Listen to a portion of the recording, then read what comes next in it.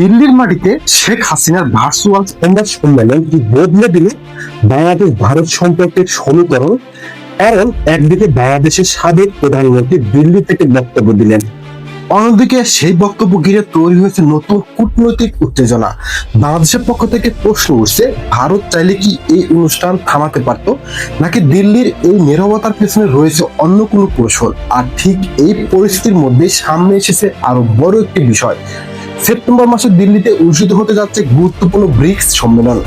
সেখানে বাংলাদেশের প্রধানমন্ত্রী তারেক রহমানকে আমন্ত্রণ জানিয়েছে ভারতের প্রধানমন্ত্রী নরেন্দ্র মোদী। কিন্তু প্রশ্ন হলো, শেখ হাসিনা ইস্যুতে যখন ঢাকা ও দিল্লির সম্পর্কে নতুন করে টানাপোড়েন তৈরি হয়েছে, তখন কি তারেক রহমান শেষ পর্যন্ত দিল্লি সফরে যাবেন, নাকি এই সফর ঘিরে শুরু হবে বাংলাদেশ ও ভারতের সম্পর্কের নতুন অধ্যায়। কারণ এই একটি সিদ্ধান্তের উপর নির্ভর করতে পারে দুই দেশের ভবিষ্যৎ কূটনৈতিক সম্পর্কের গতিপথ। চলুন বিস্তারিত বিশ্লেষণে যাওয়া যাক। ৩০ আগস্টের রাজনৈতিক পথ পরিবর্তনের পর ঢাকা ও দিল্লির সম্পর্কের হিসাব পুরোপুরি বদলে যায়। অন্তর্বর্তী সরকারের শুরুতে মোহাম্মদ ইউনূসের ঘনিষ্ঠদের মধ্যে ঢাকা না দিল্লি ধরনের রাজনৈতিক স্লোগান দেখা গেলেও সরকারের পক্ষ থেকে ভারতের সঙ্গে সম্পর্ক স্বাভাবিক রাখার চেষ্টা করা হয়েছিল। কিন্তু নানা ইস্যুতে সেই সম্পর্ক আগের জায়গায় ফিরতে পারেনি। বাংলাদেশ ও ভারতের রাজনৈতিক মহলে দীর্ঘদিন ধরে আলোচনা রয়েছে আওয়ামী লীগের অনুপস্থিতিতে ভারতের অবস্থান কি হবে। অনেকের ধারণা ছিল, ভারত চেয়েছিল বাংলাদেশের পরবর্তী জাতীয় সংসদ নির্বাচনে বিএনপির অংশগ্রহণ নিশ্চিত হোক। আর সেই কারণেই তারেক রহমানের ক্ষমতায় আসার আগ থেকেই বিএনপির পক্ষ থেকে দিল্লির সঙ্গে সম্পর্ক উন্নয়নের উদ্যোগ দেখা যায়। খালেদা জিয়ার মৃত্যুর পর ভারতের পররাষ্ট্র ডক্টর এস জয়শঙ্কর ঢাকায় আসেন। এরপর ভারতের সংসদে খালেদা জিয়ার মৃত্যুতে শোক প্রকাশ করা হয়। পরে বিএনপি সরকারের শপথ অনুষ্ঠানে ভারতের লোকসভার স্পিকার ওম বিড়লা ভারতের প্রধানমন্ত্রীর আমন্ত্রণ পত্র তারেক রহমানের হাতে তুলে দেন। তবে ক্ষমতায় আসার পর তারেক রহমানের প্রথম বিদেশ সফর ছিল মালয়েশিয়া হয়ে চীন। এরপর ঢাকা ও দিল্লির সম্পর্কের আরেকটি গুরুত্বপূর্ণ দিক ছিল দুই দেশের বাস্তব সহযোগিতা। ভারতের হাই কমিশনার দীনেশ ত্রিবেদীর দায়িত্ব নেওয়ার পর বাংলাদেশের নাগরিকদের জন্য ভিসা ব্যবস্থার অনেক বাধা সরিয়ে দেওয়া হয়। শুধু কূটনৈতিক পর্যায়ে নয়, বাণিজ্যিক সম্পর্ক চলতেও থাকে স্বাভাবিক গতিতে। এমনকি বাংলাদেশের বিভিন্ন সংকটের সময় ভারত থেকে অতিরিক্ত ডিজেল সরবরাহ, খাদ্য সামগ্রী এবং বাংলাদেশের সেনাবাহিনীর জন্য প্রয়োজনীয় সরঞ্জামও এসেছে। অর্থাৎ একদিকে রাজনৈতিক অস্বস্তি থাকলেও অন্যদিকে দুই দেশের স্বার্থ সংশ্লিষ্ট সম্পর্ক পুরোপুরি থেমে যায়নি। কিন্তু এসব সহযোগিতার মধ্যেও একটি ইস্যু বারবার ঢাকা ও দিল্লির সম্পর্ককে নতুন করে উত্তপ্ত করে তুলেছে, আর সেটি হলো বাংলাদেশের সাবেক প্রধানমন্ত্রী শেখ হাসিনাকে ঘিরে তৈরি হওয়া পরিস্থিতি। বাংলাদেশের সরকারের আনুষ্ঠানিক আপত্তির পরও গত 5ই আগস্ট দিল্লি থেকে ভার্চুয়ালি সংবাদ সম্মেলনে যুক্ত হন শেখ হাসিনা। শুধু বক্তব্যই দেননি, সাংবাদিকদের একাধিক প্রশ্নের উত্তরও দেন তিনি। আর এখানেই তৈরি হয় নতুন প্রশ্ন, যে অনুষ্ঠান নিয়ে বাংলাদেশের পক্ষ থেকে উদ্বেগ জানানো হয়েছিল সেটি শেষ পর্যন্ত কিভাবে অনুষ্ঠিত হলো। অনুষ্ঠানের আগেই বাংলাদেশের প্রধানমন্ত্রী তারেক রহমান পররাষ্ট্র উপদেষ্টা হুমায়ুন কবির ভারতের হাই কমিশনার দীনেশ ত্রিবেদীর সঙ্গে বৈঠক করেন। সেখানে দিল্লি থেকে শেখ হাসিনার বক্তব্য দেওয়া বন্ধ করতে ভারতের সহযোগিতা চাওয়া হয়েছিল। কিন্তু শেষ পর্যন্ত সেই অনুরোধের পরও অনুষ্ঠান হয়। শেখ হাসিনা বক্তব্য দেন, এমনকি সাংবাদিকদের প্রশ্নের উত্তর দেন। ফলে নতুন করে আলোচনায় আসে ঢাকা ও দিল্লির সম্পর্ক কি শুধু কূটনৈতিক টানাপোড়েনের মধ্যে আটকে আছে, নাকি এর পেছনে রয়েছে আরো বড় গভীর রাজনৈতিক হিসেব। তবে এই পুরো ঘটনার সবচেয়ে বড় প্রশ্ন ছিল, দিল্লি কি সত্যি কিছু করতে পারে না, নাকি কূটনৈতিক ভাবে একটি ভিন্ন বার্তা দিতে চেয়েছিল। ভারতের পক্ষ থেকে বলা হয়েছে এটি একটি বেসরকারি অনুষ্ঠান ছিল এবং এ ধরনের অনুষ্ঠানের উপর সরকারের কোনো নিয়ন্ত্রণ নেই।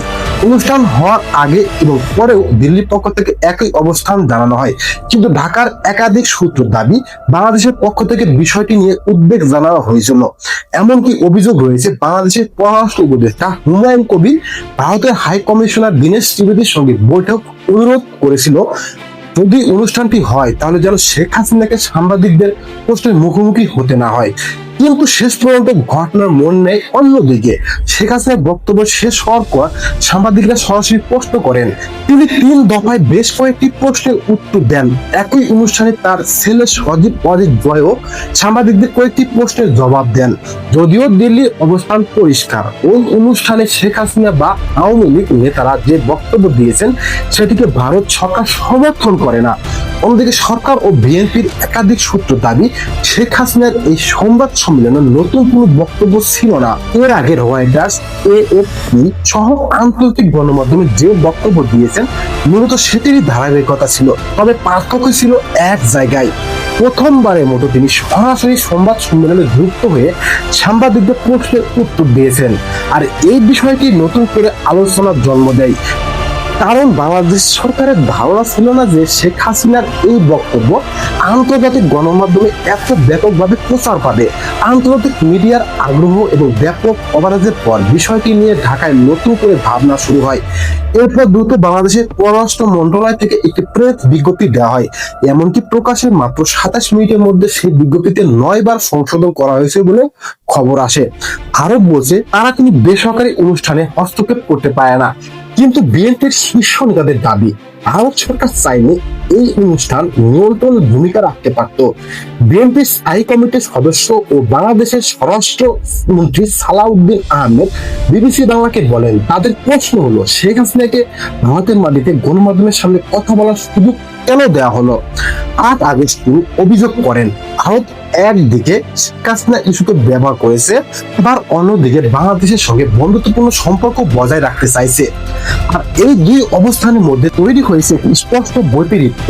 এদিকে শেখ হাসিনার সংবাদ সম্মেলন ঘিরে আরেকটি বিষয় সামনে আসে। ভারতের কয়েকজন বিশ্লেষক ও সাবেক কূটনীতিক বাংলাদেশের পররাষ্ট্র মন্ত্রণালয়ের বিবৃতিকে কূটনৈতিক ভাষার দিক থেকে কঠোর বলে মন্তব্য করেন। তাদের মতে সাধারণত দুই দেশের সম্পর্কের ক্ষেত্রে যে ধরনের কূটনৈতিক শব্দ ব্যবহার করা হয় এই বিবৃতিতে তার ব্যতিক্রম দেখা গেছে। তবে এ বিষয়ে ভারতের সরকারের পক্ষ থেকে আনুষ্ঠানিক কোনো প্রতিক্রিয়া আসেনি। কিন্তু এই উত্তেজনার মধ্যে সামনে আসে আরো একটি গুরুত্বপূর্ণ ঘটনা।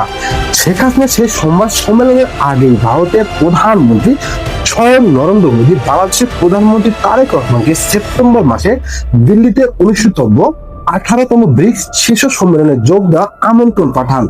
এখন সবচেয়ে বড় প্রশ্ন, শেখ হাসিনার ইস্যুতে যখন ঢাকা ও দিল্লির মধ্যে টানাপোড়েন চলছে তখন কি তারেক রহমান শেষ পর্যন্ত দিল্লি যাবেন? বাংলাদেশ সরকারের পক্ষ থেকে এখনো এ বিষয়ে চূড়ান্ত সিদ্ধান্ত জানানো হয়নি। কয়েকটি সংবাদ মাধ্যমের প্রতিবেদনে বলা হয়েছে শেখ হাসিনার সংবাদ সম্মেলনের পর এই সফর নিয়ে নতুন করে ভাবনা শুরু হয়েছে। তবে কূটনৈতিক সূত্রগুলো বলছে এই আমন্ত্রণ বাংলাদেশের জন্য অত্যন্ত গুরুত্বপূর্ণ, কারণ বাংলাদেশের বর্তমান বিমস্টেকের চেয়ারম্যান এবং একই সঙ্গে ব্রিক্সের সদস্য হওয়ার আগ্রহ প্রকাশ করে আসছে।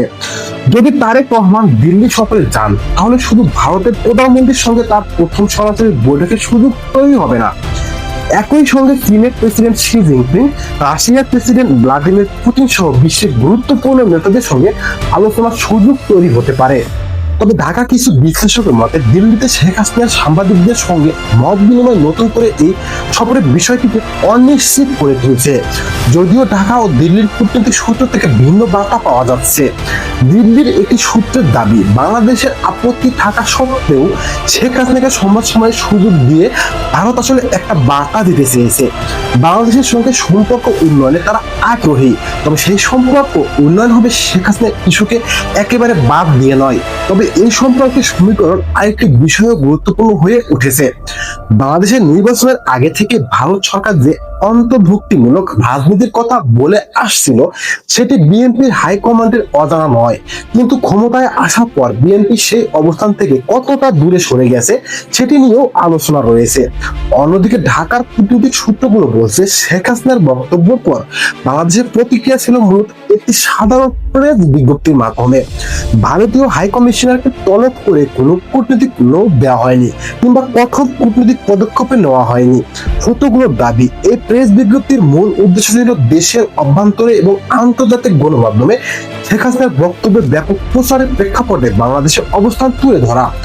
কারণ আন্তর্জাতিক মিডিয়ায় যেভাবে বিষয়টি গুরুত্ব পেয়েছে সেটি ঢাকার জন্য একটি বড় কূটনৈতিক চ্যালেঞ্জ হয়ে দাঁড়িয়েছে।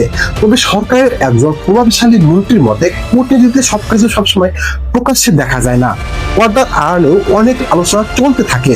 এর মধ্যে ভারতীয় হাই কমিশনার দীনেশ ত্রিবেদীর সঙ্গে বৈঠকের জন্য সময় দিয়েছেন তারেক রহমান। আগামী 10ই আগস্ট অর্থাৎ আগামীকাল সেই বৈঠক হওয়ার কথা রয়েছে। আর এই বৈঠক থেকে দুই দেশের ভবিষ্যৎ সম্পর্কে একটি গুরুত্বপূর্ণ ইঙ্গিত পাওয়া যেতে পারে বলে মনে করছেন অনেকে। যদিও বাংলাদেশের একটি অংশ আগে থেকে চীন সফরের পর তারেক রহমানের ভারত সফরের বিরোধিতা করে আসছে, কিন্তু সেই বিরোধিতা সত্ত্বেও প্রধানমন্ত্রী কার্যালয়ে ব্রিক্স সম্মেলনের অংশ নেওয়ার বিষয়টি গুরুত্ব দিয়ে ভাবা হচ্ছে। দৈনিক দেশ রূপান্তরের 8 আগস্টের প্রতিবেদনে বলা হয়েছে বাংলাদেশের প্রধানমন্ত্রী দিল্লি সফরে যেতে পারেন। সেখানে ভারতের প্রধানমন্ত্রী নরেন্দ্র মোদীর সঙ্গে তার বৈঠকের সম্ভাবনা রয়েছে।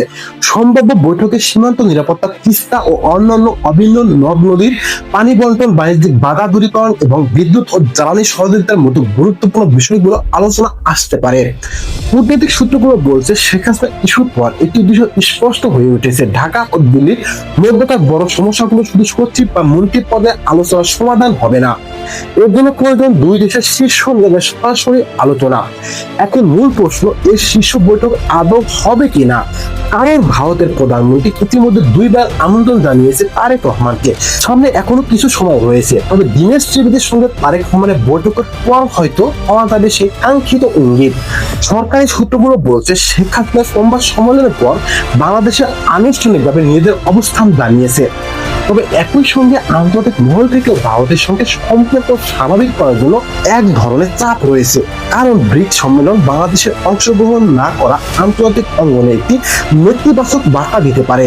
এমনকি অনেক পরাশক্তি বাংলাদেশের কূটনৈতিক অবস্থানকে অপরিপক্ষ হিসেবে মূল্যায়ন করতে পারে বলে আশঙ্কা রয়েছে।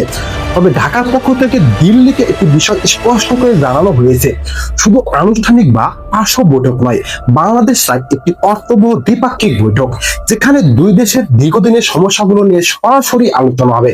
শেখ হাসিনা ইস্যুর পাশাপাশি তিস্তা ও অন্যান্য অভিন্ন নদীর পানি বন্টন, সীমান্ত সমস্যা, বাণিজ্যিক বাধা এবং পারস্পরিক সহযোগিতার মতো গুরুত্বপূর্ণ বিষয়গুলো নিয়েও ভারতের শীর্ষ পর্যায়ে 4 জন গুরুত্বপূর্ণ ব্যক্তির সঙ্গে আলোচনা আগ্রহ দেখিয়েছে ঢাকা। এখন প্রশ্ন হলো, দিল্লি কি ঢাকার এই প্রস্তাবে ইতিবাচক সাড়া দেবে? আর যদি দুই দেশের শীর্ষ নেতাদের মধ্যে সরাসরি আলোচনা হয়, তাহলে সাম্প্রতিক উত্তেজনা বড় কি বলতে শুরু করবে? কারণ আগামী কয়েকটি দিনই হয়তো ঠিক করে দেবে দিল্লি ও ঢাকার সম্পর্ক নতুন সমঝোতার পথে এগোবে নাকি তৈরি হবে নতুন কোন কূটনৈতিক দূরত্ব। এখন নজর রাখবে সেই সিদ্ধান্তের দিকে। সবাই ভালো থাকবেন, নিরাপদে থাকবেন। আল্লাহ হাফেজ।